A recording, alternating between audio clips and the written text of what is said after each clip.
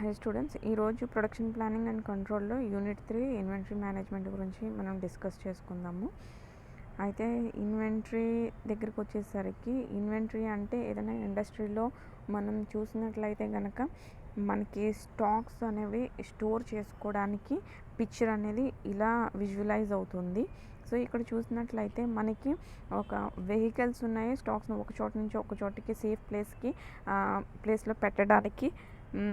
అలాగే వర్కర్స్ ఉన్నారు. సో ఆ వెహికల్ మీద ప్లేస్ చేయడానికి కానీ, సమ్ ప్యాకింగ్ ప్రాసెసే కానీ, సమ్ ప్లేసింగ్ ప్రాసెసే కానీ. సో ఇలా ఈ యూనిట్ అనేది మనకి ఇలా కనిపిస్తుంది. సో మీకు అర్థం అవడానికి నేను ఈ పిక్చర్ అనేది పెట్టడం జరిగింది. అయితే ఇన్వెంటరీ అనేది ఏంటి? ఇన్వెంటరీలోకి వచ్చేసరికి, inventory is an accounting term that refers to goods that are in various stages of being made ready for sale. So inventory అనేది ఓన్లీ ఫినిష్డ్ గూడ్స్కి మాత్రమే, ఆర్ లేకపోతే ఓన్లీ రా మెటీరియల్కి మాత్రమే అనుకోవడానికి లేదండి. సో వాటికి ఉన్న స్టేజెస్ బేస్ చేసుకుని కూడా ఇన్వెంటరీ అనేది ఉంటుంది. ఇన్వెంటరీలో అవి కూడా ఇంక్లూడ్ అయ్యి ఉంటాయి. అంటే ఫినిష్డ్ గూడ్స్ ఫినిష్డ్ గూడ్స్ అనేవి ఏంటి అని అంటే, కంప్లీట్గా ప్రాసెస్ అంతా అయిపోయిన తర్వాత ready to deliver or ready to dispatch, అంటే కస్టమర్కి పంపించేయచ్చు లేదా సప్లయర్కి పంపించేయచ్చు అవి ఫినిష్డ్ గూడ్స్లోకి వస్తాయండి. వర్క్ ఇన్ ప్రాసెస్ ఏంటంటే హాఫ్ ఫినిష్డ్ అన్నమాట. అంటే కంప్లీట్ అవ్వలేదు, కొన్ని ప్రాసెస్ జరిగినాయి, ఇంకా కొన్ని ప్రాసెస్ జరగడానికి వెయిటింగ్ స్టేజ్లో ఉన్న వాటిని వర్క్ ఇన్ ప్రాసెస్ అంటాము. అలాగే రా మెటీరియల్ అంటే కంప్లీట్గా ఇనీషియల్ స్టేజ్లో ఉన్నాయి, అంటే ఎలాంటి ప్రాసెస్ జరగనివి ఈ రా మెటీరియల్లో లిస్ట్లోకి వస్తాయి. నెక్స్ట్ టైప్స్ ఆఫ్ ఇన్వెంటరీస్కి వచ్చేసరికి ఏంటంటే, ఇది వివిధ విధాలుగా దీన్ని డివైడ్ చేయడం జరిగింది. Classification based on the stage of the item in production. So based on the stage of the item in production దగ్గరకు వచ్చేసరికి ఏంటంటే, ఏ స్టేజ్లో ఉన్నది ప్రోడక్ట్ అనేది వస్తుంది. సో నేను ముందే చెప్పాను కదా, రా materials and spare inventory. Spare parts అనేవి ఏంటంటే, కొన్ని మనం ఇప్పుడు అసెంబుల్ పార్ట్స్ ఉంటాయి కదా, ఇప్పుడు ఆటోమొబైల్లో ఉన్నాయి కొన్ని అసెంబుల్ పార్ట్స్ అనేవి ఉంటాయి.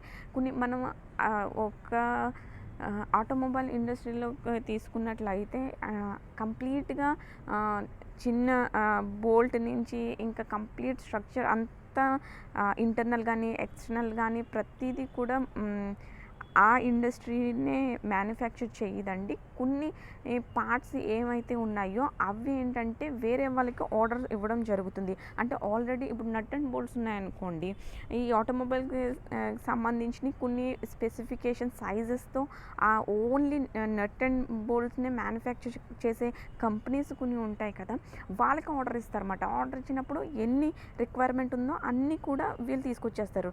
సో వీళ్ళు ప్రతిదీ కూడా మ్యానుఫ్యాక్చర్ చేస్తారని కాదు, ఓవరాల్ స్ట్రక్చర్ అనే మెయిన్ ఒక 70% వరకు ఈ ఆటోమొబైల్ మ్యానుఫ్యాక్చరింగ్ కంపెనీ మ్యానుఫ్యాక్చర్ చేసిన ఒక 30% ఇంటర్నల్ బ్యాటరీ విషయంలో కావచ్చు, లైట్స్ విషయంలో కావచ్చు, లేకపోతే ఇంకా సీట్స్ విషయంలో కావచ్చు, ఇంకా అలాంటివి ఏవైతే ఉన్నాయో ఒక 30% మాత్రం అవుట్ సైడ్కి ఆర్డర్ ఇవ్వడం జరుగుతుంది.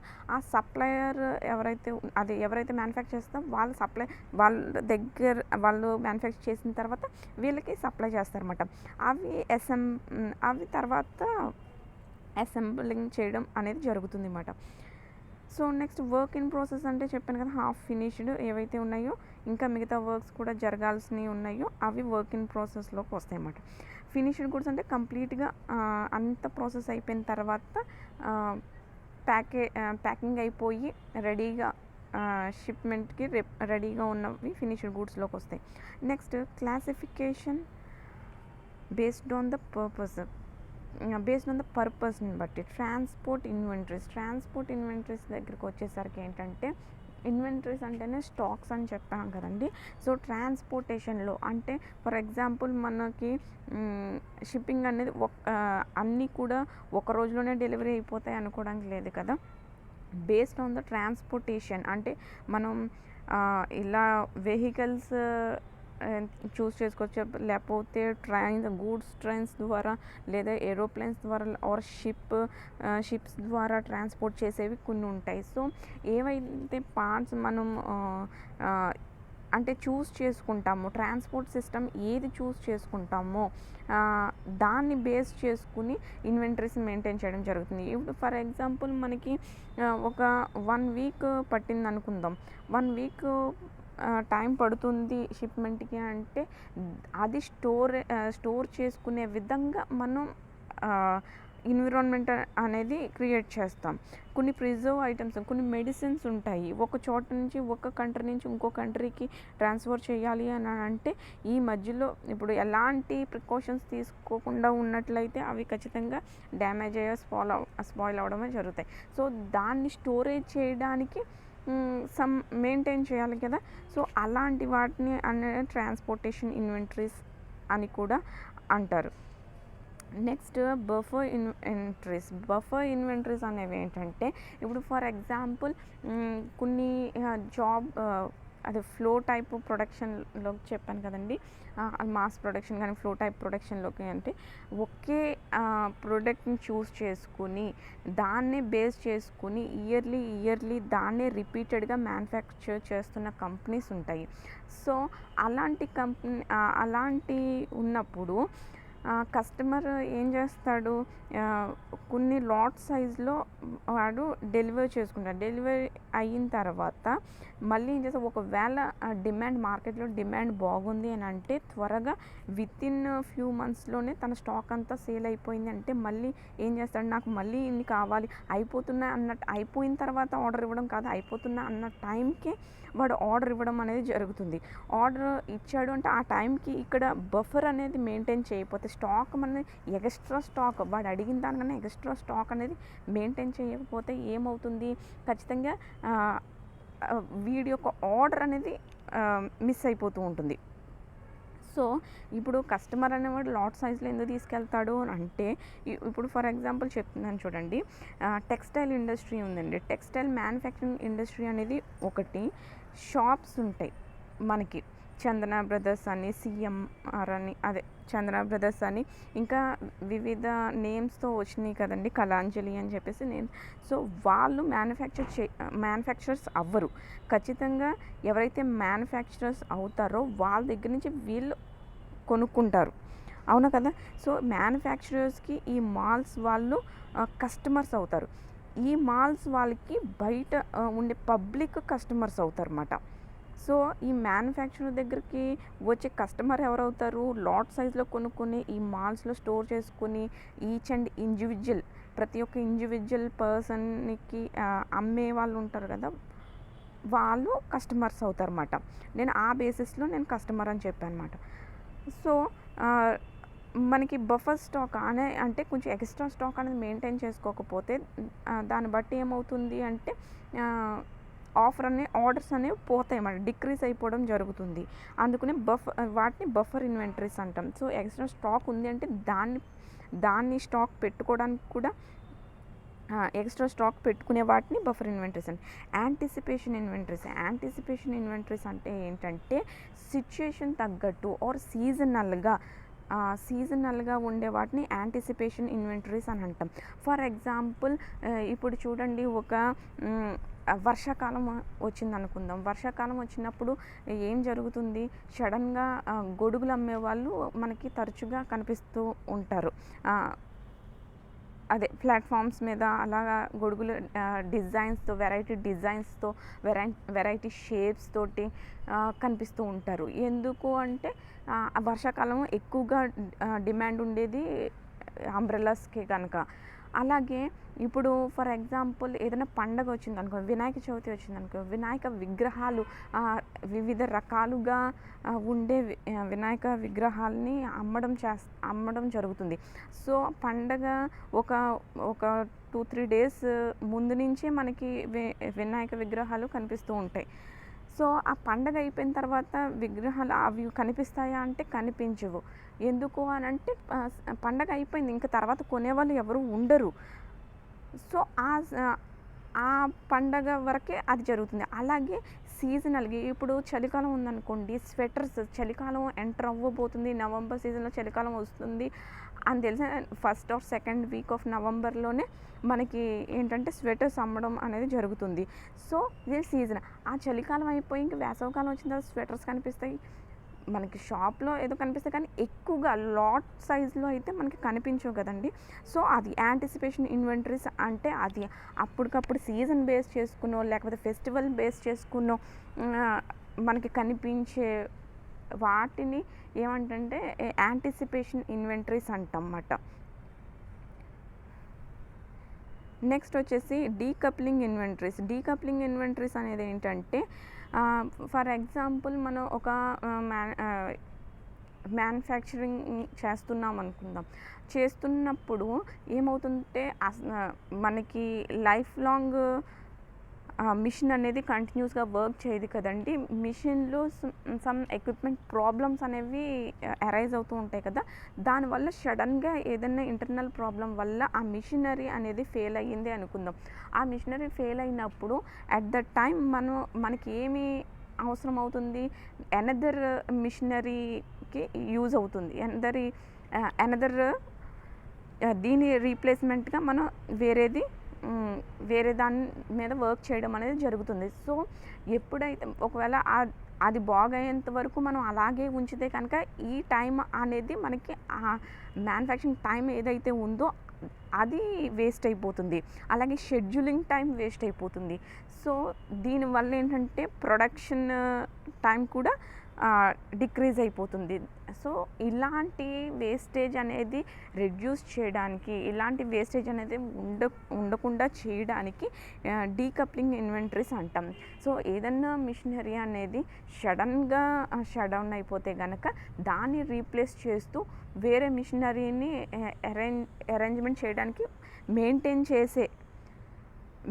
చేసే ఎక్విప్మెంట్ని డీకప్లింగ్ ఇన్వెంటరీస్ అంటాం. సో, అక్కడ మనం ఏం చేస్తామంటే ఎక్స్ట్రా ఉంచడం జరుగుతుంది.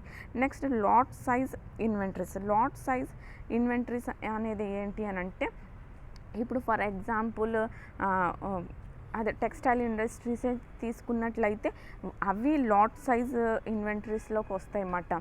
సో, అవి మనం ఒకటో రెండో మనం చేసి పెట్టాం కదండి. ఇప్పుడు వెహికల్స్ ఉన్నాయనుకోండి, కార్స్ ఉన్నాయనుకోండి, కొంతమంది కలర్ని చూస్ చేసుకుంటూ ఉంటారు. బ్లాక్ కలర్, ఆరెంజ్ కలర్, ఇలా అవి మహా అయితే ఎన్ని ఉంటే ఒకటో రెండో లేదా మూడో అంతేగాని వందల కొద్దీ అయితే ఉండవు కదా.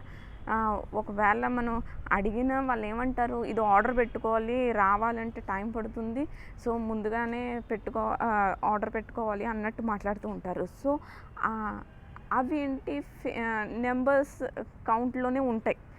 కానీ లాట్ సైజ్లోకి వచ్చేసరికి వచ్చేవి ఉంటాయి టెక్స్టైల్ ఇండస్ట్రీస్, ఇవి లాట్ సైజ్లో ఉంటాయి. సో, ఆ విధంగా ఏవైతే లాట్ సైజ్లో మెయింటైన్ చేసే ఇన్వెంటరీస్ ఏవైతే ఉంటాయి అవన్నీ లాట్ సైజ్ ఇన్వెంటరీస్ అంటారు. నెక్స్ట్ వచ్చేసి classification based on role in production. ఇక్కడికి వచ్చేసరికి డైరెక్ట్ ఇన్వెంటరీస్ ఉన్నాయి. అంటే అవి ప్లే చేసే రోల్ బేస్ చేసుకుని డైరెక్ట్ ఇన్వెంటరీసా, ఇవి ఇండైరెక్ట్ ఇన్వెంటరీసా అని చెప్పేసి మనం చెప్పుకోవచ్చు. ఫర్ ఎగ్జాంపుల్ మిషనరీ ఎక్విప్మెంట్ ఉందండి, అవన్నీ కూడా డైరెక్ట్ ఇన్వెంటరీస్లోకి వస్తాయి. అలాగే ఇప్పుడు ఆ మిషనరీ ప్లేస్ చేసాము అని అంటే దానికి తగ్గట్టు ఎప్పుడు మెయింటెనెన్స్ చేయడానికి కొన్ని ఆయిల్స్ ఉంటాయి. అంటే అవి తుప్పు పట్టకుండా చేయడానికి, అలాగే శాండ్ పేపర్ అని చెప్పేసి, సో ఇలాంటివి ఏవైతే ఉంటాయో వాటిని అన్నిటినీ కూడా ఇండైరెక్ట్ ఇన్వెంటరీస్ అని అంటాం అన్నమాట. అలాగే కొన్ని ఏంటంటే పేపర్ యూజ్ అవుతూ ఉంటాయి. అలాగే ఇప్పుడు ప్రింటర్ ఉందనుకోండి, దానికి ఎడిషనల్ ప్రింటర్ ఉంది అని అంటే దానికి క్యాట్రిడ్జ్ అనేది మనకి అవసరం అవుతుంది. సో, అది పర్టికులర్గా చెప్పనవసరం లేదు. సో, ఒకటి మనం యూజ్ చేస్తున్నాము అని అంటే ఇండైరెక్ట్గా దానికి ఏదైతే యూజ్ అవుతుందో అనేది కూడా అవి ఇండైరెక్ట్ ఇన్వెంటరీస్లోకి వస్తాయి అన్నమాట. సో ఇప్పుడు మొబైల్ ఉంది అంటే మొబైల్‌కి ఛార్జర్ అనేది ఇంపార్టెంట్. అలాగే ఇయర్ ఫోన్స్ అనేవి అవసరం. సో ఇవన్నీ డైరెక్ట్ ఇన్వెంటరీస్‌లోకి రావు. సో ఇండైరెక్ట్ మాట. దాని యొక్క యూజ్ చేసుకునేవి ఏవైతే ఉన్నాయో వాటిని అన్నిటిని కూడా ఇండైరెక్ట్ ఇన్వెంటరీస్ లోకి వస్తాయన్నమాట. నెక్స్ట్‌కొచ్చేసరికి వాట్ ఈస్ మేనేజ్మెంట్ అంటే ఏంటి అసల? మనది ఇన్వెంటరీ మేనేజ్మెంట్ కాన్సెప్ట్‌లో మనం చెప్పుకొస్తున్నాం కదండీ! సో ఇన్వెంటరీ అంటే మనం చెప్పుకున్నాము. ఇప్పుడు మేనేజ్మెంట్‌లోకి వద్దాము. Management is the process of coordinating people and other resources to achieve the goals of the organization. ఇదేంటంటే coordinating people and other resources to achieve the goals of the organization. ఒక organization యొక్క గోల్స్ని అచీవ్ చేయడానికి పీపుల్ని అలాగే other రిసోర్సెస్ని balance చేసుకుంటూ manage చేసే విధంగా ఉండేదాన్ని మేనేజ్మెంట్ అని అంటమాట. ఇప్పుడు కొంతమందికి మామూలుగా జనరల్గా ఏంటంటే ఏదన్నా గొడవ సిచ్యుయేషన్లో కానీ ఏదన్నా అంటారు కదా, వీడికి సిచ్యుయేషన్ ఎలా మేనేజ్ చేయాలో వీడికి అర్థం కావట్లేదు. సో ఏదన్నా సిచ్యుయేషన్ ఉందంటే అది పీక్స్ లెవెల్స్లో కొంతమంది తీసుకెళ్ళిపోతూ ఉంటారు. అంతేగా కొంతమంది ఉంటారు వాళ్ళు ఖచ్చితంగా బ్యాలెన్స్ చేస్తారన్నమాట. అవతల వాళ్ళని కూడా మేనేజ్ చేస్తారు. సో సిచ్యుయేషన్ కామ్ డౌన్ చేస్తారు. సో దాన్ని మేనేజ్మెంట్ స్కిల్స్ అని అంటారన్నమాట. ఒక ప్రోగ్రామ్ ప్లాన్ చేసిన, ఒక కాలేజ్లో ఒక ఈవెంట్ ప్లాన్ చేసిన కొంతమంది ఉంటారు. వాళ్ళు ఏంటంటే ఇప్పుడు సాధారణంగా మెకానికల్ వాళ్ళంటే రెబల్స్ అని చెప్పేసి ఒక టాక్ ఉంటుంది. ఏ కాలేజ్లో అయినా ఒక టాక్ అనేది ఉంటుంది. సో వాళ్ళు ఫంక్షన్ ఒక ఈవెంట్ జరపాలి అని అంటే సాధారణంగా మేనేజ్మెంట్ యాక్సెప్ట్ చెయ్యదు. మ్యాక్సిమం ఏంటంటే కొంచెం డిస్టర్బెన్స్ క్రియేట్ చేస్తారు అనేది ఉంటుంది కదా. సో ఆలోచిస్తారు ఖచ్చితంగా మేనేజ్మెంట్ పర్మిషన్ ఇవ్వడానికి. అలాంటిటప్పుడు సో ఒక 1 or 2 పర్సన్స్ లీడ్ రోల్ తీసుకుంటారు. సో ఇక్కడ స్టూడెంట్స్ మేము మేనేజ్ చేసుకోగలము, సో ఎలాంటి ప్రాబ్లమ్ క్రియేట్ చేయము అని ఒక హామీ ఇచ్చి సో ఈవెంట్ అంతా ప్రాపర్గా జరిగేలా కొంతమంది మేనేజ్ చేస్తారన్నమాట. సో దాన్నే మేనేజ్మెంట్ స్కిల్స్ అంటాం. సో ఆ విధంగా ఇక్కడ మనకి ప్రొడక్షన్లోకి వచ్చేసరికి ఏంటంటే సో ఎక్కడా కూడా ఒక డ్రాబ్యాక్ ఉండకుండా, ఎక్కడ ఒక ఫెయిల్యూర్ ఉండకుండా, ఎక్కడ ఒక బ్రేక్ డౌన్ ఉండకుండా అటు ప్రతిదాన్ని మనకి వచ్చేసరికి ప్రొడక్షన్లో 3 M's మెయిన్గా ఇన్వాల్వ్ అవుతాయి. Men, material, machinery. ప్రతి విషయంలో కూడా ఫ్లో అనేది కంటిన్యూస్గా ఉండేలాగా చూసుకునే దాన్ని మేనేజ్మెంట్ అని అంటమాట. సో ఇన్వెంటరీ మేనేజ్మెంట్లోకి వచ్చేసరికి ఏంటంటే based on the inventory process ఈ మేనేజ్మెంట్ సిస్టమ్ అనేది వర్క్ అవుతుంది. ఇన్వెంటరీ మేనేజ్మెంట్ ఈ systematic approach to sourcing, storing and selling inventory. Both raw materials అంటే components and finished goods. So ఒక సిస్టమాటిక్ అప్రోచ్లో ప్రతి దాన్ని కూడా మేనేజ్ చేసుకుంటూ వెళ్ళేదాన్నే, బ్యాలెన్స్ చేసుకుంటూ వెళ్ళేదాన్ని ఇన్వెంటరీ మేనేజ్మెంట్ అంటాం. ఇక్కడ ముఖ్యంగా మనం చెప్పుకోవాల్సింది రా మెటీరియల్స్ విషయంలో అలాగే ఫినిష్డ్ గూడ్స్ విషయంలో కూడా. సో మనకి ఎక్కడ డిస్కంటిన్యూ అవుతుంది అని అంటే రా మెటీరియల్ లేకపోయినా అది డిస్కంటిన్యూ అవుతుంది, అలాగే ఫినిష్డ్ ప్రొడక్ట్స్ లేకపోయినా అవుతుంది. రా మెటీరియల్ లేకపోవడం వల్ల ఎందుకు ఫ్లో బ్రేక్ అవుతుంది అని అంటే ఇప్పుడు అది లేకపోయినప్పుడు మనకి మెటీరియల్ అనేది లేకపోతే ప్రాసెస్ ఎలా జరుగుతుంది? మెటీరియల్ ఉంటేనే ప్రాసెస్ అనేది జరుగుతుంది.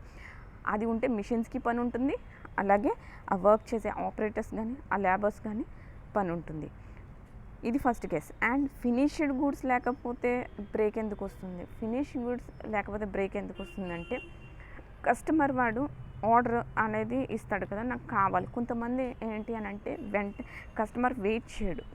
కొంతమంది ఈ ప్రాసెస్కి ఒక లాట్ సైజ్లో ఒక ఆర్డర్ బుక్ చేశాడు అంటే వాడు కొంత టైం పీరియడ్ ఇస్తాడు. అంటే ఒక 3 monthsలో నాకు ఎంత కావాలి, లేదా ఒక 6 monthsలో నాకు కావాలి అనేది టైం పీరియడ్ ఇస్తాడు. కొంతమంది ఎలా ఉంటారు, టైం పీరియడ్ ఇవ్వరు.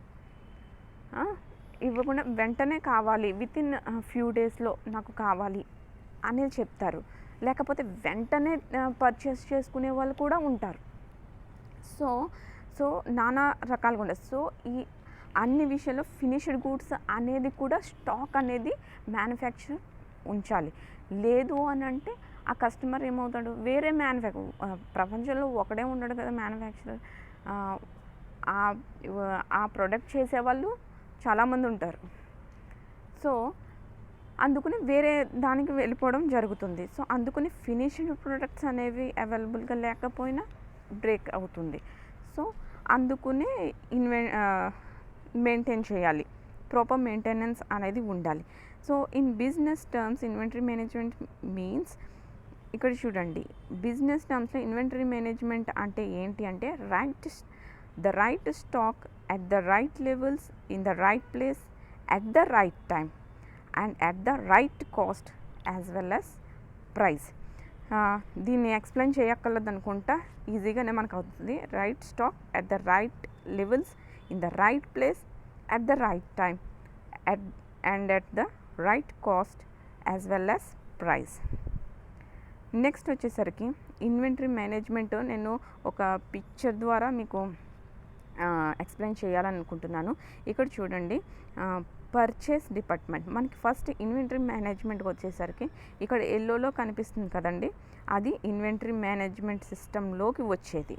ఓకేనా, దీని అవుట్ ఆఫ్ ఏమి వర్క్ చేస్తాయి అనేది మీకు ఇక్కడ కనిపిస్తుంది చూడండి. ఒకటి వచ్చేసి పర్చేస్ డిపార్ట్మెంట్ దగ్గరకు వచ్చేసరికి ఏంటంటే మనకి మెటీరియల్ని కొనేదాన్ని పర్చేస్ డిపార్ట్మెంట్ అంటాము. సో ఏదైతే రిక్వైర్మెంట్ ఉందో అవన్నీ కూడా పర్చేస్ డిపార్ట్మెంట్ అనేది చూసుకుంటుంది. కొనిన తర్వాత ఇదేం చేస్తుంది, స్టాక్ ఇన్ ఎక్కడ పంపిస్తుంది, కొని పర్చేస్ డిపార్ట్మెంటే ఉంచుకోదు కదా, అది జస్ట్ కొనడం వరకే. సో పర్చేస్ చేయడం వరకే దాని టాస్క్. ఆ టాస్క్ అయిపోయిన తర్వాత ఇన్వెంటరీకి పంపించేస్తుంది. ఇన్వెంటరీ దగ్గర రా మెటీరియల్ అన్ని స్టోరేజ్ చేసుకోవాలి. స్టోరేజ్ చేసుకున్న తర్వాత అలాగే రా materials at the same time ఇక్కడ చూసినట్లయితే మనకి కాంపోనెంట్స్ కూడా, అంటే చెప్పాను కదా కొన్ని కాంపోనెంట్స్ అనేవి కూడా బయట సప్లయర్ ద్వారా మనం ఎవరైతే చేస్తారో వాళ్ళ దగ్గర మనం బై చేసుకుని కొంటాము అని చెప్పేసి అన్నాను కదా. సో ఈ కాంపోనెంట్స్ కూడా ఇన్వెంటరీకి పంపించడం జరుగుతుంది. సో ఈ రెండిటిని, ఈ అసెంబ్లీ పార్ట్సే కదా ఇవన్నీ, ఇక్కడ రా మెటీరియల్ అంటే సమ్ ప్రాసెస్ జరుగుతుంది, దాని అసెంబ్లీ పార్ట్స్ కాంపోనెంట్స్ అవుతాయి. సో ఇవన్నీ కూడా ఎక్కడ పంపిస్తుంది, ప్రొడక్షన్ డిపార్ట్మెంట్కి పంపిస్తుంది. ప్రొడక్షన్ డిపార్ట్మెంట్లో ఏమి ఇన్వాల్వ్ అయి ఉంటుంది, మ్యానుఫ్యాక్చరింగ్ ప్రాసెస్ ఇన్వాల్వ్ అయి ఉంటుంది. సో మ్యానుఫ్యాక్చరింగ్ ప్రాసెస్ అంతా కంప్లీట్ అయిన తర్వాత ఎక్కడికి పంపిస్తుంది, స్టాక్స్ ప్రాసెస్ అంతా కంప్లీట్ అయిపోయిన తర్వాత ఫినిష్డ్ గూడ్స్ ఇన్వెంటరీకి మళ్ళీ పంపిస్తుంది. ఫినిష్డ్ గూడ్స్ ఇన్వెంటరీకి పంపించిన తర్వాత ఇన్వెంటరీ వాళ్ళు ఏం చేయాలి, వాటిని సేఫ్గా స్టోర్ చేయాలి. స్టోర్ అప్ టు ఎప్పటి వరకు స్టోర్ చేయాలంటే కస్టమర్కి డెలివరీ చేసే టైం వరకు చేయాలి. సో ఇక్కడ సేల్స్ డిపార్ట్మెంట్ ఏం చేస్తుంది, దాని టాస్క్ ఏంటి అని అంటే సెల్లింగే దాని టాస్క్. సో ఫినిష్డ్ గూడ్స్ ఇన్ని ఉన్నాయి, సో దాన్ని బట్టి అది మానిటర్ చేసుకుంటుంది. సో ఇన్ని ఫినిష్డ్ గూడ్స్ ఉన్నాయి అని అంటే ఖచ్చితంగా అప్రోచ్ అవుతుంది, కస్టమర్స్ని అప్రోచ్ అయ్యి మా దగ్గర ఫినిష్డ్ గూడ్స్ ఉన్నాయని చెప్తుంది. ఆర్ఎల్స్ ఎవరైతే కస్టమర్ ఆర్డర్ ఇచ్చారో వాళ్ళకన్నా ఇంటిమేట్ చేస్తుంది. సో అవైలబుల్గా ఉన్నాయి, రెడీగా ఉన్నాయి, సో వచ్చి అదే పంపించడం జరుగుతుంది. సో మీరు రిసీవ్ చేసుకో, ఈ విధంగా అన్న చేస్తుంది. లేదు అలాగన అంటే ఒకే టాస్క్ ఒకటే ఉండదు ప్రాసెస్.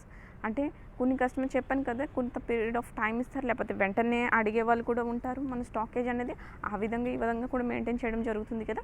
సో సేల్స్ డిపార్ట్మెంట్ ఏం చేస్తుందంటే ఒక ట్రాన్స్పోర్ట్ ఏదైతే బుక్ చేయాలో ఆ ట్రాన్స్పోర్ట్ వచ్చేంత వరకు వెయిట్ చేయాలి. ఆ తర్వాత దాంట్లోకి చేంజ్ చేయాలి ఈ స్టాక్స్ అన్ని.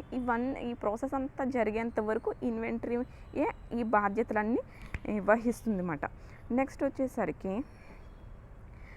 వచ్చేసరికి ఇన్వెంటరీ మేనేజ్మెంట్లోకి వచ్చేసరికి ఏంటంటే మనకి ఈ ఇన్వెంటరీ మేనేజ్మెంట్ ఒక కొలాబరేటివ్ ప్రాసెస్ మాట, కోఆర్డినేషన్ మాట. దేన్ని బట్టి పర్చేస్ డిపార్ట్మెంట్ ఉంటుంది మనకి, అలాగే ప్రొడక్ట్ ఇన్వెంటరీ, అలాగే employee, customer, supplier, sales.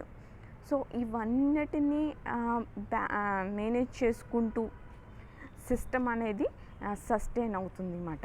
So ఇందులో ఎలాంటి కొలాబరేషన్ లేకపోయినా అది ఒక ప్రాపర్ మేనేజ్మెంట్, ఇన్వెంటరీ మేనేజ్మెంట్ అవ్వదు.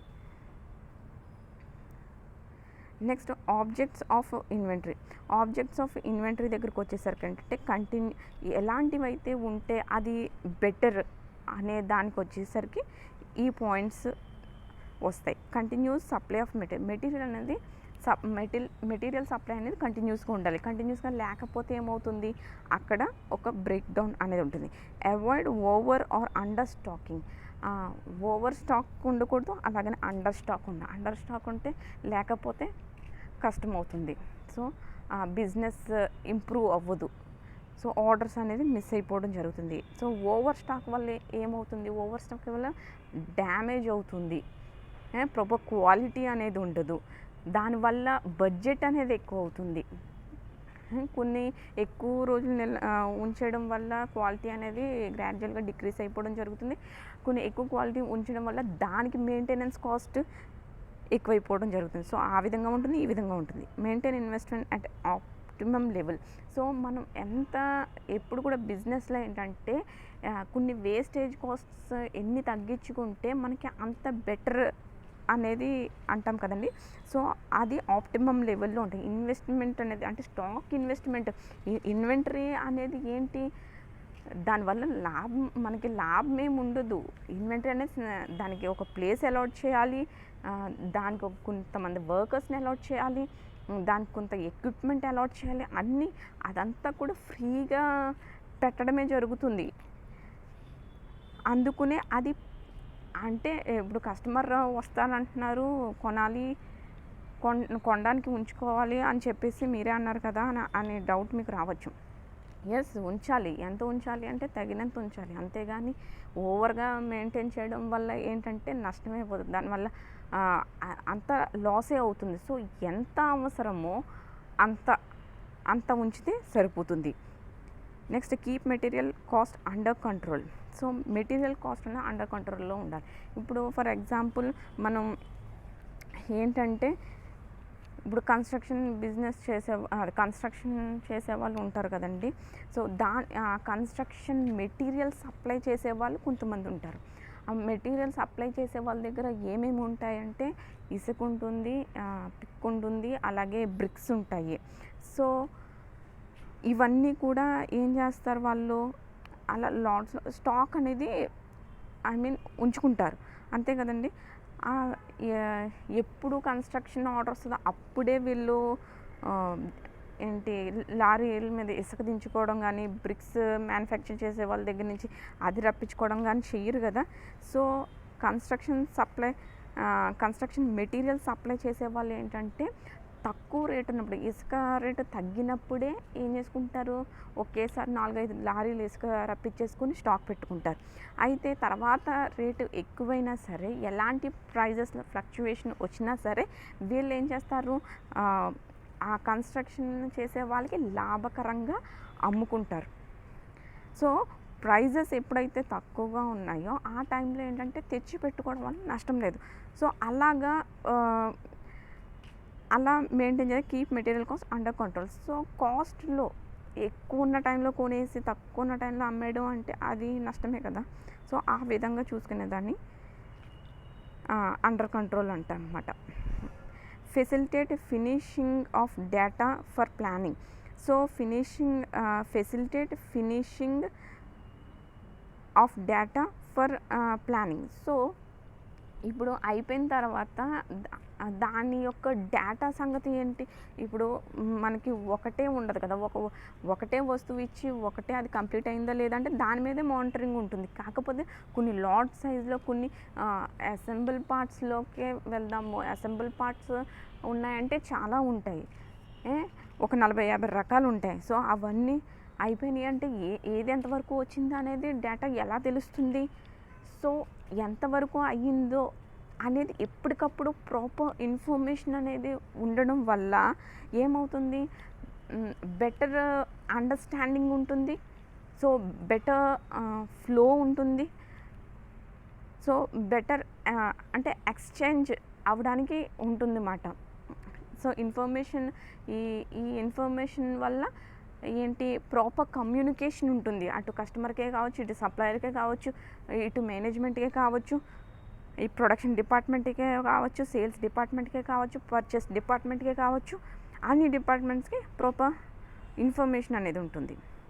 So ensure right quality of goods at reasonable prices. Right quality of goods at reasonable prices. So quality ఎక్కువ కదా అని చెప్పి రేట్ కూడా ఎక్కువ పెంచేసాం అనుకోండి, ఎవడు కొనడు. సో క్వాలిటీని మెయింటైన్ చేస్తూ రీజనబుల్ ప్రైజెస్లోనే దాన్ని అమ్మడం జరగాలి. అంతేకాని నేను మంచి క్వాలిటీ యూస్ చేస్తాను, సో దీనికి ప్రైస్ ఎక్కువ పెట్టాలి అంటే కస్టమర్స్ అందరూ ఇప్పుడు కొనేవాడే కొంటాడు అని అనుకుంటే ఖచ్చితంగా బిజినెస్ డెవలప్ అవ్వదు. సో మనకి ఏంటంటే ఒక బిజినెస్ విషయంలోకి వచ్చేస్తే బాగా రిచ్ పర్సన్స్ ఉంటారు, మీడియం లెవెల్ ఉంటారు, బాగా పూర్ వాళ్ళు ఉంటారు. సో అందరు ఒకే స్టేజ్ని టార్గెట్ చేసుకుని చేసేది అయితే మహా అయితే ఎంతమంది వస్తారు, ఎక్కువ మంది అయితే రారు. సో అన్ని స్టేజెస్ వాళ్ళని మైండ్లో పెట్టుకుని మనం మ్యానుఫ్యాక్చర్ చేసాము అని అంటే అది ప్రైజెస్ అనేవి రీజనబుల్గా ఉండాలి. Ensure perpetual inventory control. So ensure perpetual inventory control అనేది ఏంటంటే, సో ఒక ప్రాపర్ ఇన్వెంటరీ కంట్రోల్ అనేది మెయింటైన్ చేయాలి అని చెప్పేసి. అలాగే design proper organisation for management of inventory. ఇప్పుడు ఏంటంటే ఇన్వెంటరీ మేనేజ్మెంట్ని కూడా ప్రాపర్గా ఆర్గనైజ్ చేయాలి, అలాగే ప్రాపర్గా డిజైన్ చేయాలి. అదర్వైజ్ ఈ మేనేజ్మెంట్ సిస్టమ్ అనేది ప్రాపర్గా లేదు అంటే మనకి ఏమవుతుంది, సో ఒక ప్రాపర్ ఇన్ఫర్మేషన్ అనేది జనరేట్ అవ్వదు. రా మెటీరియల్లో కావచ్చు, వర్క్ ఇన్ ప్రాసెస్ మెటీరియల్లో కావచ్చు, ఫినిష్డ్ గూడ్స్ విషయంలోనే కావచ్చు. సో దాన్ని ప్రాపర్గా మెయింటైన్ చేయడం వల్ల అంటే మనకి ప్రాపర్ అంటే ఏ విషయంలో మనం లాభపడవచ్చు, ఏ విషయంలో నష్టపోవచ్చు అనేది ఒక ప్రాపర్ ఐడియా ఉంటుంది అన్నమాట. So minimise losses for deterioration, pilferage or wastages. వీటి మీనింగ్ కూడా దాని ఆన్సర్ వేస్టేజెస్ అని. మినిమైజ్ లాసెస్ ఆఫ్ వేస్టేజెస్ అనేది ఏంటి అని అంటే, సో ఇందాక చెప్పిన పాయింటే, ఒకవేళ ఈ ఇన్వెంటరీ మేనేజ్మెంట్ సిస్టమ్ అనేది ప్రాపర్గా లేకపోతే దానివల్ల మనకి వేస్టేజ్ అనేది ఉంటుంది. సో దాన్ని రెడ్యూస్ చేసుకుంటే బెటర్గా ఉంటుంది అని ఈ point. Next history of ERP. మనకి ఈ థర్డ్ యూనిట్లోకి వచ్చేసరికి ఈఆర్పి అనేది ఉంటుందండి. ఈఆర్పి అంటే ఎంటర్ప్రైజ్ రిసోర్స్ ప్లానింగ్. సో మనకి 1960లో inventory management and control system అనేది వచ్చింది. అలాగే 1970స్లో మెటీరియల్ రిక్వైర్మెంట్ ప్లానింగ్, అండ్ తర్వాత వచ్చేసరికి మ్యానుఫ్యాక్చరింగ్ రిక్వైర్మెంట్ ప్లానింగ్, దాన్ని MRP2 అంటాము.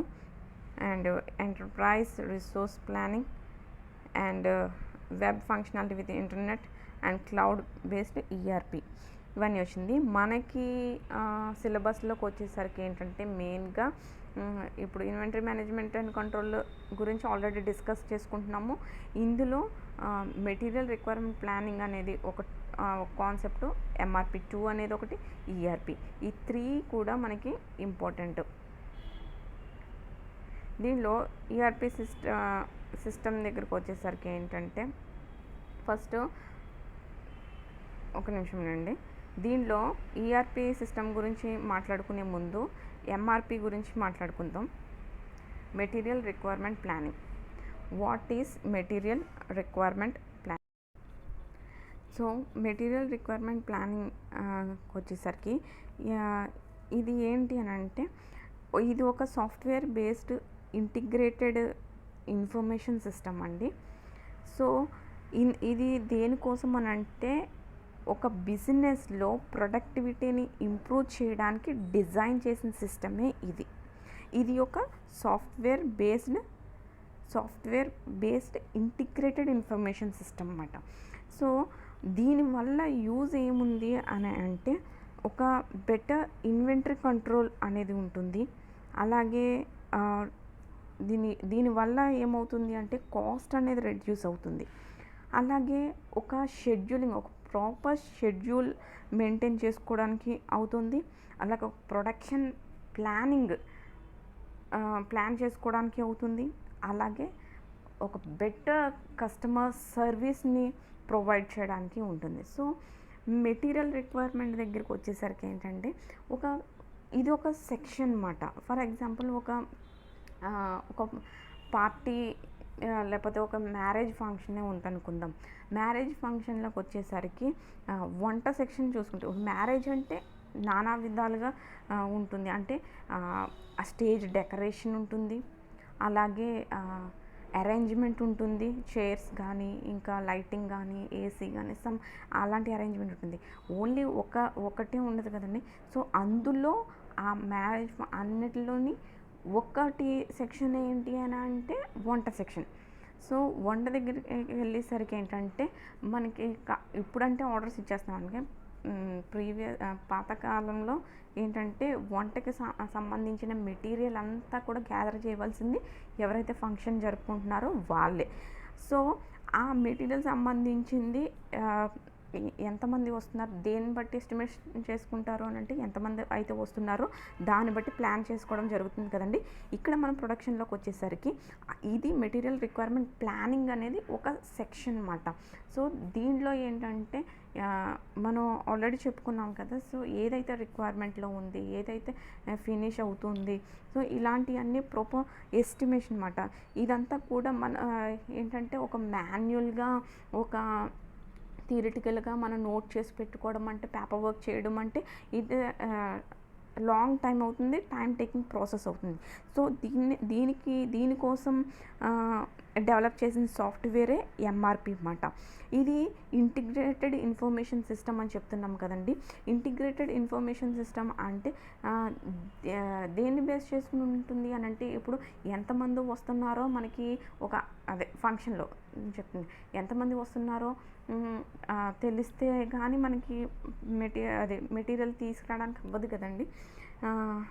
ఇప్పుడు మన ప్రొడక్షన్లోకే చూద్దాము. ఇప్పుడు మనకి ఎంతమంది కస్టమర్స్ అనే వాళ్ళు ఆర్డర్స్ వస్తున్నాయి అని బేస్ చేసుకున్న దాన్ని బట్టే మ్యానుఫ్యాక్చరింగ్ అనేది చేయడం జరుగుతుంది. అంతేగాని వస్తారులే అని చెప్పేసి చెయ్యం కదా, ఎస్టిమేట్ చేయం కదా. ఒక 100 కస్టమర్స్ అనే వాళ్ళు ఆర్డర్స్ ప్లేస్ చేస్తున్నారంటే ఆ 100 తగ్గట్టుగా మనం మెటీరియల్ అనేది ప్లానింగ్ అనేది చేసుకోవడం జరుగుతుంది. అంతేగాని ఒక 10 మందికి వచ్చిన 100 మంది ఆర్డర్స్ అనేది చేయడం జరగదు కదా. సో అలా ప్రాపర్ ప్లానింగ్, ప్రాపర్ రిక్వైర్మెంట్ ఎంత అవసరమో అంతే. దీనికోసం డెవలప్ చేసిన సాఫ్ట్వేరే MRP. Where manufacturing requirement planning అనేది ఏంటి అని అంటే మెటీరియల్ రిక్వైర్మెంట్ ప్లానింగ్ యొక్క అడ్వాన్స్డ్ ప్రాసెస్సే మ్యానుఫ్యాక్చరింగ్ రిక్వైర్మెంట్ ప్లానింగ్ వచ్చేసరికి. మనం మెటీరియల్ రిక్వైర్మెంట్ ప్లానింగ్ అనేది ఒక సెక్షన్ వరకే అని చెప్పుకున్నాం, అప్ టు మెటీరియల్ రిక్వైర్మెంట్ వరకే. సో ప్రాసెస్ జరగాలని మెటీరియల్ అవసరము. సో అయిపోయిన తర్వాత కూడా మెటీరియల్ అవసరం.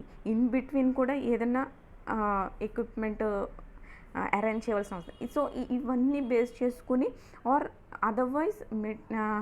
అదర్వైజ్ మెటీరియల్ విషయంలోనే కావచ్చు, మెన్ విషయంలోని కూడా అవసరం అవుతుంది. అయితే ల్యాబ్ ఆపరేటర్స్ ఎక్కువ అవసరం అవుతుంది, లేకపోతే అవసరం కాదు.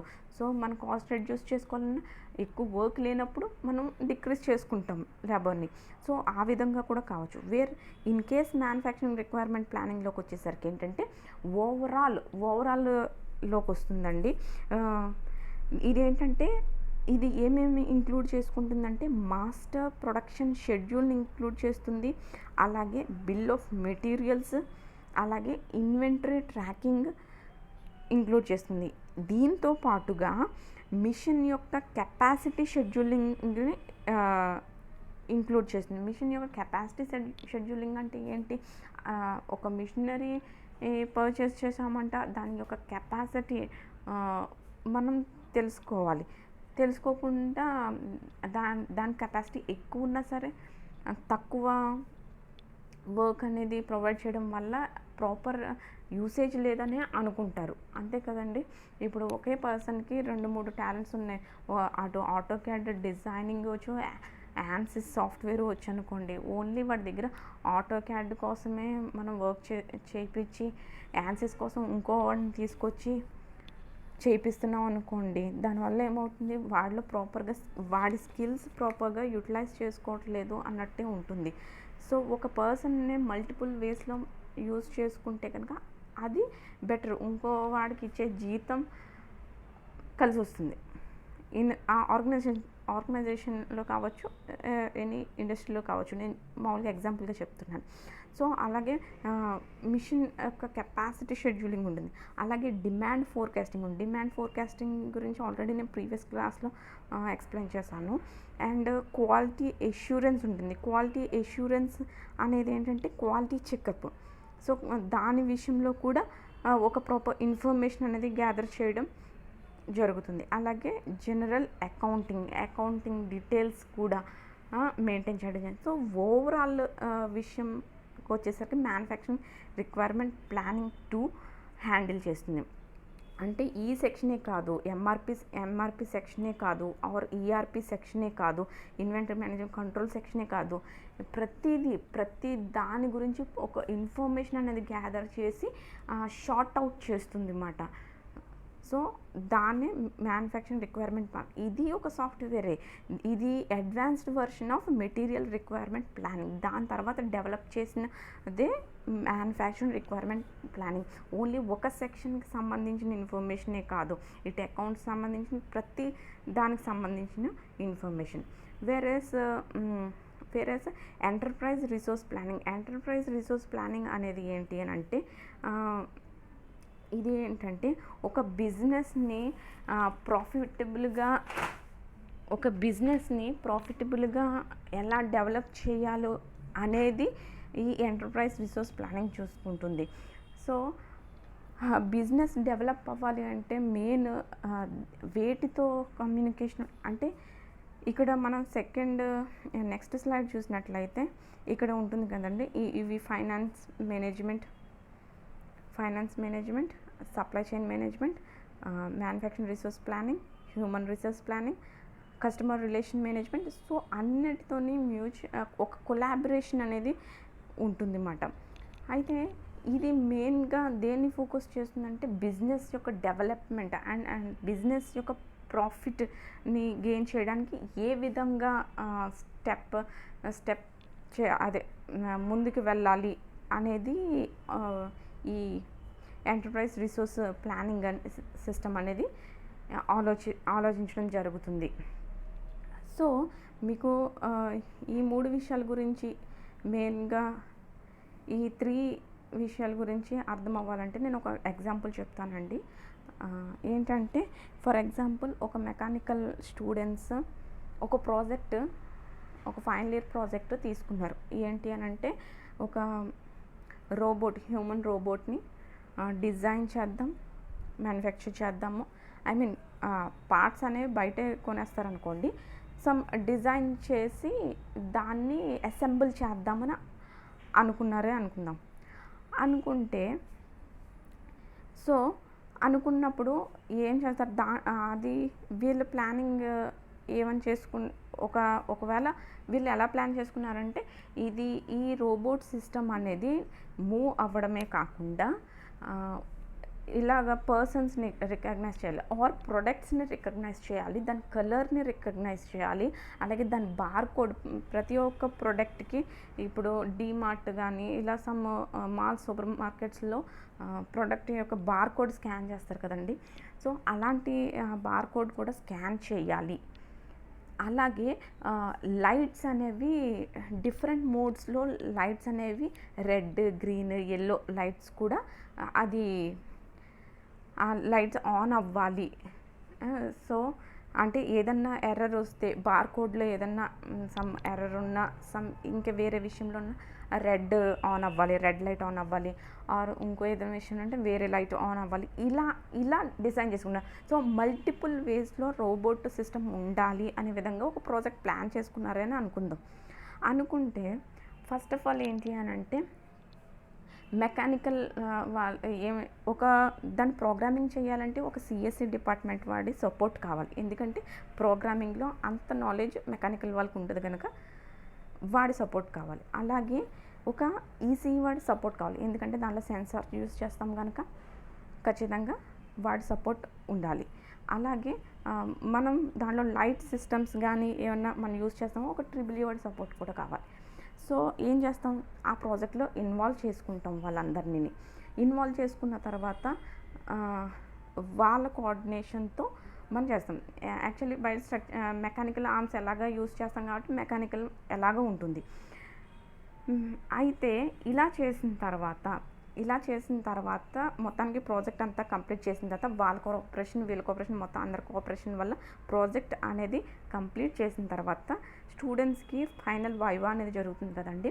ఫైనల్ వైవాలో ఎక్స్టర్నల్ వచ్చిన తర్వాత మెకానికల్ వర్క్ ప్రాజెక్ట్ జరుగుతుందంటే ఆ ప్రాజెక్ట్ మనం డిస్ప్లే చేసినప్పుడు మనం సిఎస్సి స్టూడెంట్ని అలాగే ఈసీఈ ట్రిపుల్ ఈ స్టూడెంట్ని అక్కడ పెట్టం. ఎందుకంటే మెకానికల్కి జరుగుతుంది అని అంటే ఓన్లీ మెకానికల్ స్టూడెంట్సే ఉంటారు. వచ్చే ఎక్స్టర్నల్ ఏవైతే ఉన్నాడో క్వశ్చన్స్ కూడా ప్రోగ్రామింగ్ ఎవరు చేశారు అని అడిగాడు అనుకోండి, మీరు ఏమంటారు, సిఎస్సి వాడి సపోర్ట్తో ప్రోగ్రామ్ చేశాము అని అంటారు. అంతేగాని అయితే ప్రోగ్రామింగ్ బేస్ చేసుకుని క్వశ్చన్స్ నేను సిఎస్సి వాడిని అడుగుతాను, వాడిని తీసుకురండి అని చెప్పేసి మాత్రం ఆ ఎక్స్టర్నల్ అడగడు. ఎందుకు అంటే తనకి సిఎస్సి డిపార్ట్మెంట్తో అనవసరం. అయితే ఎక్స్టర్నల్ అడిగే క్వశ్చన్ ఏంటంటే ఎయిదర్ ఈ పర్టికులర్ ప్రాజెక్ట్ విషయంలో అయినా ప్రోగ్రామింగ్ నువ్వు తెలుసుకున్నావా, ఆ పర్టికులర్ ప్రాజెక్ట్ అంటే నీకు కంప్లీట్గా ప్రోగ్రామింగ్ మీద బేసిక్స్ నుంచి ఒక స్ట్రాంగ్ ఇది ఉండాలని ఏమీ లేదు. కనీసం ఆ పర్టికులర్ రోబోట్ డిజైన్ ప్రోగ్రామింగ్ చేయడానికి ఆ పర్టికులర్ వరకు ప్రోగ్రామింగ్ మీద ఐడియా ఉంటే సరిపోతుంది మీకు కదా.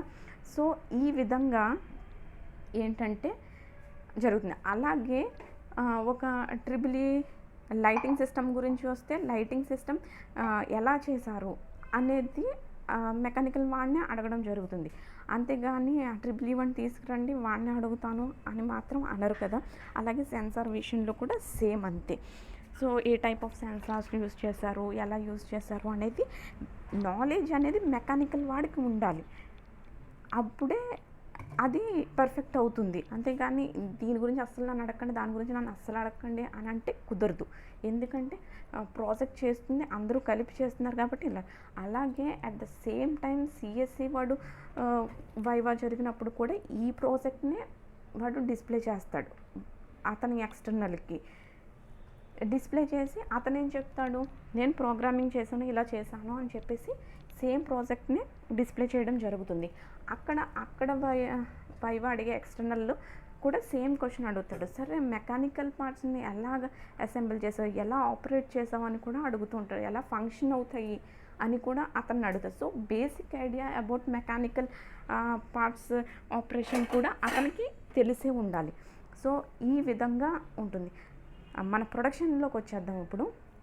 సో దీన్ని బట్టి ఏం అర్థం చేసుకోవాలి అని అంటే ఇప్పుడు ఎంఆర్పి మెటీరియల్ రిక్వైర్మెంట్ ప్లానింగ్ అనేది ఉంది అని అంటే అది దేని బేస్ చేసుకుని, అది కేవలం మెటీరియల్ యొక్క రిక్వైర్మెంట్ ఎంతైతే అవసరం ఉందో అనే దాన్ని బేస్ చేసుకుని ఇన్ఫర్మేషన్ అనేది దాని దగ్గర ఉంటుంది.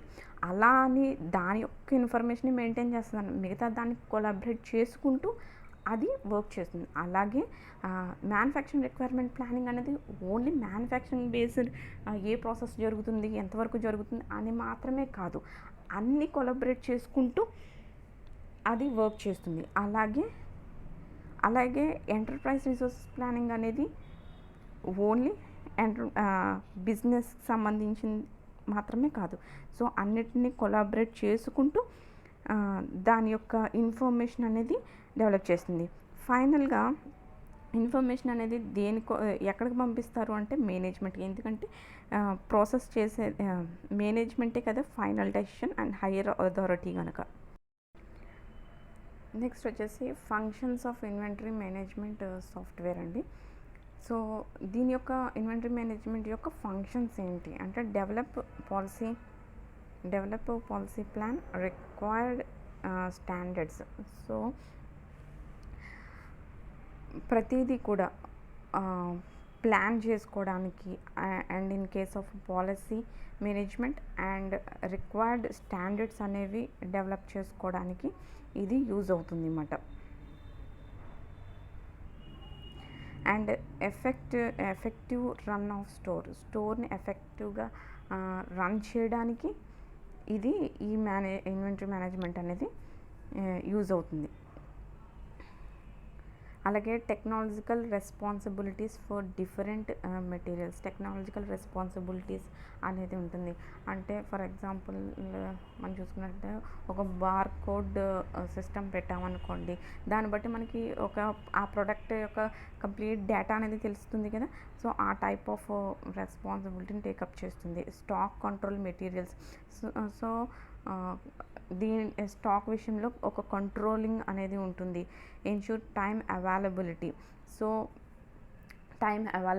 సో వితిన్ టైంలోనే ప్రాపర్గా మేనేజ్ చేసుకుంటుంది. అంతేగాని అంటే షెడ్యూలింగ్ ఇస్తాం కదండి, అది ఆ ప్రాసెస్ అనేది కరెక్ట్ వితిన్ షెడ్యూల్లో వితిన్ టైంలో అది ప్రతిదీ కూడా ఉండేలాగా, అంటే ఇన్వెంటరీ బేసిస్లో నేను చెప్తున్నాను. సో విత్ టైం అవైలబిలిటీ అనేది అది చూసుకుంటుంది. సో వితిన్ టైంలో అది ప్రాపర్గా అది ఫినిష్డ్ గూడ్స్ అవ్వాలి, లేదా వితిన్ టైంలో రా మెటీరియల్ అనేది ఉండాలి అనేది ఇది చూస్తుంది. అలాగే maintenance of specified inputs. So ఉన్న ఇన్పుట్స్ని ప్రాపర్గా మెయింటైన్ చేయాలి, అదర్వైజ్ లాసెస్ అనేవి జనరేట్ అవ్వడం జరుగుతుంది. సో ఇన్పుట్స్ విషయంలో ఉన్న స్టాక్స్ విషయంలో కూడా మెయింటెనెన్స్ అనేది చూసుకుంటుంది. అలాగే ప్రొటెక్షన్ ఆఫ్ ఇన్వెంటరీస్. సో ఇన్వెంటరీని ప్రొటెక్ట్ చేయడం, ప్రాపర్గా ఆర్గనైజ్ చేయడం, అంటే కాపాడుకోవడం అనేది చేస్తుంది అన్నమాట. అలాగే ప్రైజింగ్ విషయంలో కూడా ప్రైజెస్ ఫ్లక్చువేషన్స్ అనేవి ఉంటాయి కదా, దాన్ని కూడా మేనేజ్ చేసుకుంటుంది. సో అవన్నీ ఫంక్షన్స్ అండి. నెక్స్ట్కి వచ్చేసరికి మనకి ఏబీసీ అంటే ఇన్వెంటరీ మేనేజ్మెంట్లో మనకి ఏబీసీ అనాలిసిస్ అనేది ఉంది. ఏబీసీ అనాలిసిస్ అంటే ఆల్వేస్ బెటర్ కంట్రోల్ అనేది. ఈ కాన్సెప్ట్ ఏంటి అని అంటే మనకి చాలా పార్ట్స్ అసెంబుల్ పార్ట్స్ అనేవి ఉంటాయి కదండి మ్యానుఫ్యాక్చరింగ్లో. ఉన్నప్పుడు మనకి అంటే వందల కొద్దీ ఉంటాయి. సో అవి ఉన్నప్పుడు దేనికి మనం ప్రిఫరెన్స్ ఇవ్వాలి, దేనికి ప్రయారిటీ ఇవ్వాలి, సో ప్రయారిటీ ఇవ్వాల్సిన దానికి ఇస్తున్నామా, లేదా ప్రయారిటీ ఇవ్వలేని దానికి ఎక్కువ ప్రయారిటీ ఇస్తున్నామా అనేది మన కన్ఫ్యూజన్ ఉంటుంది. సో అన్ని మెటీరియల్స్ అన్ని అసెంబుల్ పార్ట్స్ ఉన్నప్పుడు దేనికి మనం ప్రయారిటీ ఇవ్వాలనేది మనకి ఫుల్ కన్ఫ్యూజన్లో ఉంటుంది. దాన్ని అనలైజ్ చేస్తూ ఈ టెక్నిక్ యూస్ చేశారండి, ఏబీసీ అనాలిసిస్. ఇప్పుడు ఫర్ ఎగ్జాంపుల్ ఇప్పుడు నేను ఒక ఎగ్జాంపుల్ చెప్తాను. ఏంటి అని అంటే ఒక రూమ్లో డైమండ్స్ ఉన్నాయని చెప్పామనుకోండి, ఒక రూమ్లో గోల్డ్ ఉన్నది అని చెప్పామనుకోండి, ఒక రూమ్లో సిల్వర్ ఉన్నది అనుకున్నాం అనుకోండి. మనల్ని ఏదో ఒక రూమ్ చూస్ చేసుకోమంటే మనం సాధారణంగా ఏ రూమ్ అయితే చూస్ చేసుకుంటాం, డైమండ్స్ ఉన్న రూమే చూస్ చేసుకుంటాం. సో ఎందుకంటే దానికి వాల్యూ ఎక్కువ, డిమాండ్ ఎక్కువ, కాస్ట్ ఎక్కువ. సో అది వాల్యుబుల్ ఐటమ్ అని చెప్పేసి మనం దాన్ని ఎక్కువ చూస్ చేసుకుంటాం కదా. ఇప్పుడు సపోజ్ నేను ఒక స్టాటిస్టికల్ ఇన్ఫర్మేషన్ మీకు ఇచ్చాను. ఏంటి అంటే డైమండ్ అనేది ఒక 2 డైమండ్ మాత్రమే ఉంది అనుకుందాం. ఒక డైమండ్ కాస్ట్ 10,000 అనుకుందాం. మహా అయితే దాని కాస్ట్ ఎంత అవుతుంది, 20,000 అవుతుంది. అవునా కదండి. అదే గోల్డ్ ఉంది. గోల్డ్ వచ్చేసి నేను 20 గ్రామ్స్ ఉన్నాయని చెప్పాను. 20 గ్రామ్స్ వచ్చి ఈచ్ గ్రామ్ ఇప్పుడు 4000 ఆర్ ఇప్పుడు ఉన్న రేట్ ప్రకారంగా 5000 అనుకుందాం. ఎంత ఎంత ఎంత ఉంటుంది 20 గ్రామ్స్ అంటే 1,00,000 అవునండి. సో నెక్స్ట్ వచ్చేసి సిల్వర్ అండి. సిల్వర్ వచ్చేసి ఒక 200 ఒక ఒక 200 కాయిన్స్ ఏంటి సిల్వర్ కాయిన్స్ ఉన్నాయని చెప్దాం. ఒక కాయిన్ ఒక కాస్ట్ 100 రూపీస్ అని చెప్పామనుకోండి, మహా అయితే ఎంత ఉంటుంది, అది ఒక 20,000 ఉంటుంది ఇయర్లీ, అంతే కదండి. సో ఇప్పుడు ఏది వాల్యుబుల్గా మీకు కనిపిస్తుంది? సో దేనికి ఎక్కువ కాస్ట్ ఉంది అంటే గోల్డే ఎక్కువ కాస్ట్ ఉంది. అప్ టు 1,00,000 1,00,000 గోల్డ్ ఉంది. Diamonds only 20,000 value of diamonds మాత్రమే ఉన్నాయి. సో మనం ఇప్పుడు ఈ ఏబిసి అనాలిసిస్ ప్రకారంగా ఏంటంటే వాల్యూ ఇవ్వాల్సింది, ప్రిఫరెన్స్ ఇవ్వాల్సింది, ప్రయారిటీ ఇవ్వాల్సింది గోల్డ్ అని చెప్తుంది. ఆ సెకండ్ ప్రయారిటీ ఇవ్వాల్సింది డైమండ్ అని చెప్తుంది. అండ్ థర్డ్ ప్రయారిటీ ఇవ్వాల్సింది సిల్వర్ అని చెప్తుంది. ఎందుకంటే based on the quantity and based on the cost ప్రకారంగా ఇది అనాలిసిస్ చేస్తుంది. సో కొన్ని పార్ట్స్ ఏంటంటే కొన్ని చీప్ అయినా అవి ఎక్కువ క్వాంటిటీ ఉంటే కనుక అది కాస్ట్లియర్ అవుతుంది, ప్రైస్ ప్రకారంగా కాస్ట్లీ అవుతుంది. కొన్ని కాస్ట్లియర్ అయినా క్వాంటిటీ తక్కువ ఉండడం బట్టి ప్రైస్ ప్రకారంగా తక్కువే అవుతుంది. సో దాన్నే ఏబిసి అనాలిసిస్ అంటాం. అంటే ఆల్వేస్ బెటర్ కంట్రోల్. సో దేనికి ఎక్కువ ప్రిఫరెన్స్ ఇవ్వాలి అనేది ఇది చెప్తుంది. సో కొన్ని ఏ కేటగిరీలోకి ఇప్పుడు ఏది వస్తుందంటే గోల్డ్ వస్తుందండి నేను చెప్పిన ఎగ్జాంపుల్ ప్రకారం. బి కేటగిరీకి ఏమొస్తుందంటే డైమండ్ వస్తుంది. సి కేటగిరీకి సిల్వర్ వస్తుంది. సో ఆ విధంగా ఉంటాయి. ఇక్కడ ఏబిసి అనాలిసిస్ ఇన్వెంటరీలో ఈ ప్రాబ్లం మనం చూద్దాము. ఇక్కడ చూడండి, నెంబర్ ఆఫ్ ఐటమ్స్ అనేది 10% వచ్చింది. బి క్లాస్కి వచ్చేసరికి 20%, సి క్లాస్కి వచ్చేసరికి 70% ఉంది. అయితే వాల్యూ వచ్చేసరికి ఏంటి, నెంబర్ ఆఫ్ ఐటమ్ 10% ఉన్న దాని వాల్యూ 70% అంట. 20% ఉన్నది 20% వాల్యూ, 70% ఉన్నది 10% వాల్యూనే. చూసారా? సో ఈ విధంగా అలాగే దీని యొక్క స్టాక్ కంట్రోల్ ఇది చాలా స్ట్రిక్ట్గా మానిటర్ చేయాలి. అలాగే ఇది మోడరేట్గా మానిటర్ చేసినా పర్వాలేదు. అలాగే ఇది లూజ్గా అంటే ఒక 2-3 డేస్కి ఒకసారి వెళ్ళి చెక్ చేసుకుంటే సరిపోతుంది ఆ టైప్ ఆఫ్ స్టాక్స్ని. సో డెలివరీ సైకిల్ అనేది ఇది వీక్లీ, ఇది 3 months, ఇది 6 months. సో ఇంపార్టెన్స్ దగ్గరికి వచ్చేసరికి ఇది హై ఇవ్వాలి. ఎందుకంటే తక్కువ పర్సంటేజ్ ఆఫ్ ఐటమ్స్ ఉన్న ఎక్కువ వాల్యూ ఉంది కదా, అందుకనే హై ప్రిఫరెన్స్. ఇది మోడరేట్ ప్రిఫరెన్స్, ఇది లో ప్రిఫరెన్స్. అలాగే ఫోర్కాస్టింగ్ అనేది స్టాక్ విషయం అది ఎలా ఉంది, ప్రాపర్గా ఉందా, ఎలాంటి మెజర్స్ దానికి తీసుకుంటున్నారు అనేది ఎప్పటికప్పుడు దాని గురించి, ఆ స్టాక్ గురించి తెలుసుకోవడం అనేది యాక్యురేట్గా ఉండాలి. అలాగే సెకండ్ది వచ్చేసి ఎస్టిమేట్, అంటే పర్వాలేదు అప్పుడప్పుడు తెలుసుకున్నా పర్వాలేదు, ఇదేంటంటే రఫ్గా తెలుసుకున్నా పర్వాలేదు అన్నమాట. సో ఈ విధంగా ఉంటుందండి. నెక్స్ట్ ఇది మ్యాక్సిమం నేను ఈ యూనిట్లో మొత్తం కవర్ చేసేసాను. అయితే ప్రాబ్లం అనేది ఉంటుంది, ప్రాబ్లమ్స్ ఏబిసి బేస్ చేసుకుని ప్రాబ్లం ఉంటుంది. మీకు నెక్స్ట్ క్లాస్లో నేను అది చెప్పడం జరుగుతుంది. మ్యాక్సిమం యూనిట్స్ అయితే కవర్ చేశాను. సో ఇది మీకు దీంట్లో జస్ట్ అర్థం చేసుకున్న దాన్ని బట్టి ఎలాబరేటెడ్గా మీరు రాస్తే ఎగ్జామ్స్లో ఈజీగా మీకు స్కోరింగ్ వస్తుంది. Thanks for watching.